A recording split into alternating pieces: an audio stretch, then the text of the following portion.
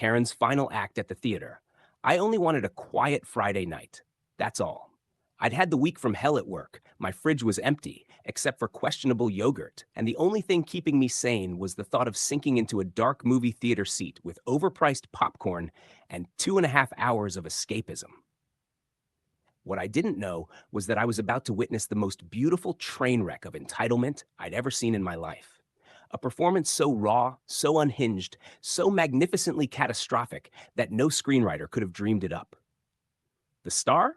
A woman who could only be described as the physical embodiment of, "Can I speak to your manager?" Yes, a full blown Karen. And this theater was her stage.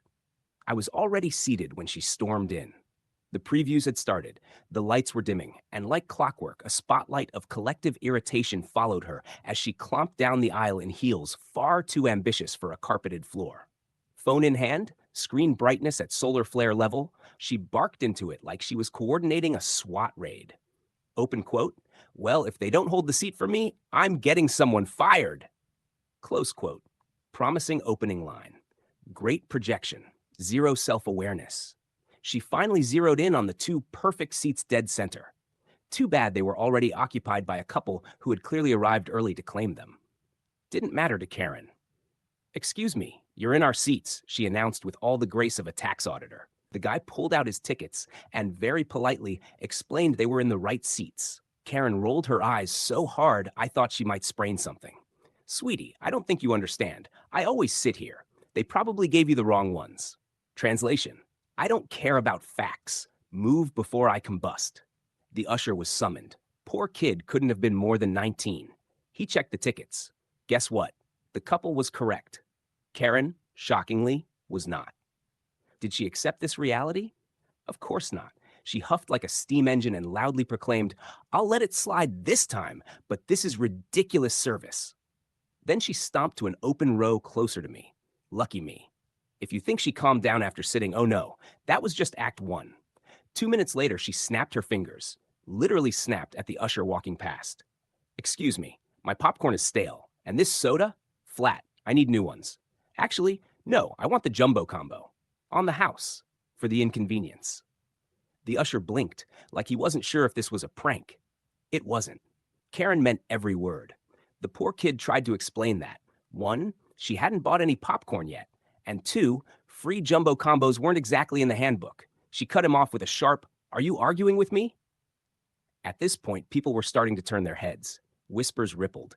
Karen was building her audience, and boy, was she committed to her role. The usher retreated, promising to check with the manager. Karen sat back like she'd just conquered Troy. She even pulled out her phone again, flashlight beaming into people's eyes as she scrolled Facebook.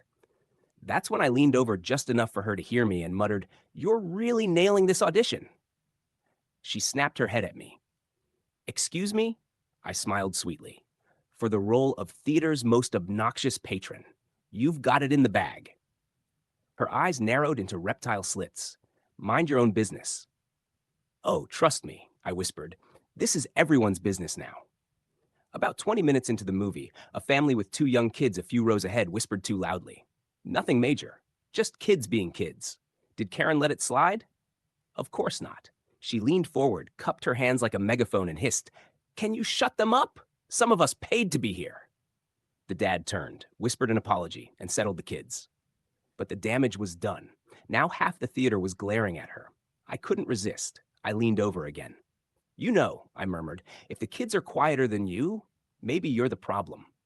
Her jaw dropped like I'd slapped her. She actually stood up, towering in the aisle, and announced to everyone, "This man is harassing me." Audience reaction? A collective groan. Someone even shouted, "Sit down, lady." Oh, it was getting good. The manager arrived, a calm, middle-aged guy clearly dead inside from years of wrangling people like her. "Ma'am," he said, "we've had multiple complaints. I'll have to ask you to quiet down or leave." Karen gasped, hand on chest. "Complaints? About me? I'm the victim here. That man," she jabbed a finger at me, "is harassing me. Those kids are out of control, and your staff is incompetent. And you want to throw me out?" "Yes," the manager said flatly. I nearly applauded right then.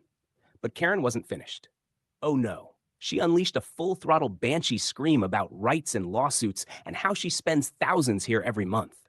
which was hilarious considering movie tickets aren't exactly a recurring utility bill. By now, phones were out. Half the theater was recording. Karen, bless her ego, seemed to think this worked in her favor, like she'd go viral as some heroic whistleblower. Spoiler, she did not.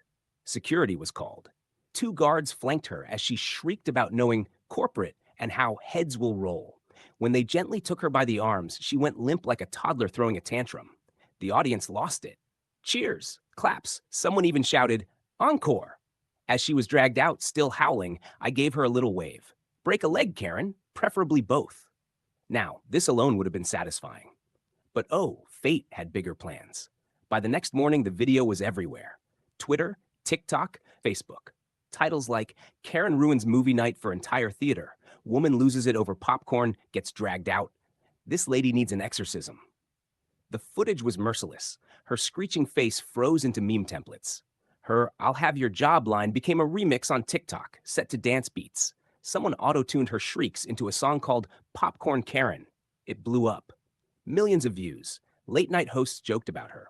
Even local news picked it up under the segment When Keeping It Entitled Goes Wrong. But the best part? A few internet sleuths tracked down her public social media. And wow, she'd been posting for months about terrible service everywhere and idiots ruining my day. Screenshots spread, her Facebook page flooded with popcorn emojis. Strangers commented, "Quiet down, the movie's starting," on every post. Her Yelp reviews got ratioed into oblivion. Within a week, she shut down all her accounts. Rumor was she even quit her job after someone recognized her from the video. And me? I went back to the same theater the next Friday. The usher spotted me, grinned, and said, "Hey, thanks for the line. Break a leg, right?" Apparently, even the staff had watched the clip. So that's how my simple movie night turned into the greatest live performance of my life. Karen thought she was the main character, but she didn't realize the genre was comedy. And the moral? If you're going to throw a tantrum in public, maybe don't do it in a room full of people holding cameras.